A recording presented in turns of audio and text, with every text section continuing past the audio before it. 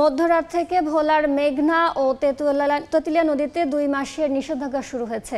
নিষেধাজ্ঞার প্রথম দিনের খবর জানাতে ভোলার তুলাতুলি মাছঘাট থেকে সরাসরি যুক্ত হচ্ছেন রিপোর্টার নাসির উদ্দিন উজ্জ্বল। সরাসরি চলে যাচ্ছে সেখানে। ইলিশের উৎপাদন বৃদ্ধির লক্ষ্যে বিগত বছরের মতো এই বছরও ২৮ তারিখ মধ্যরাত থেকে অর্থাৎ ১ তারিখ প্রথম প্রহর থেকেই ভোলার মেঘনার ১০০ কিলোমিটার এবং তেঁতুলিয়া নদীর ৯০ কিলোমিটার, মোট ১৯০ কিলোমিটার এলাকায় আর অভয়াশ্রমে সব ধরনের জাল ফেলা নিষিদ্ধ করা হয়েছে।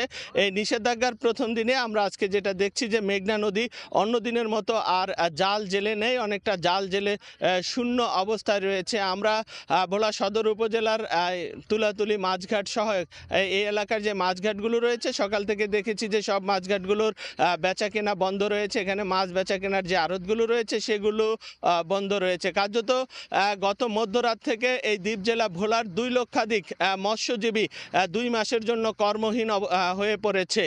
প্রতি বছরই এই মার্চ এবং এপ্রিল ২ মাস ভোলার অভয়াশ্রমগুলোতে মাছ ধরায় নিষেধাজ্ঞা জারি করে এবং এই সময় বিপুল সংখ্যক জেলে কর্মহীন দিন কাটাতে হয় ২ মাস। মৎস্য বিভাগ যেটি জানিয়েছে যে নিষেধাজ্ঞা সফল করার জন্য ইতিমধ্যে তারা ৭ উপজেলায় ১৪টি টিম গঠন করেছে। তারা পর্যায়ক্রমে দিনে রাতে অভিযান পরিচালনা করে তাদের এই নিষেধাজ্ঞা সফল করার চেষ্টা করবে।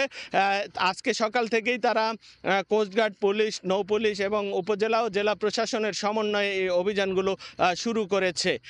আমরা জেলেদের সাথে কথা বলে যেটা জানতে পেরেছি যে তাদের আসলে একদিন পরেই রমজান শুরু। এই রমজানের আগ মুহূর্তে দীর্ঘদিনের জন্য যে নিষেধাজ্ঞা শুরু হয়েছে এতে তাদের পরিবার পরিজন নিয়ে জীবনযাপনে নানা ধরনের সংকটের মধ্যে পড়তে হবে। এই সংকট মোকাবেলার জন্য তারা সরকারি যে সহযোগিতা আছে, সরকার যে খাদ্য সহায়তা দেয় সেটি যেন দ্রুত সহায়তা দেওয়া হয় সেই দাবি জানিয়েছে। আর মৎস্য বিভাগের তথ্য যে তারা ইলিশ সহ মাছের উৎপাদন বৃদ্ধিতে যে নিষেধাজ্ঞা সেই নিষেধাজ্ঞা সফল করার জন্য ২ মাস ব্যাপী তারা তাদের এই তৎপরতা অব্যাহত রাখবে। তো আজকে মেঘনার পাড় থেকে অভিযানের প্রথম দিনের সকালে আমার কাছে এই ছিল সর্বশেষ খবর।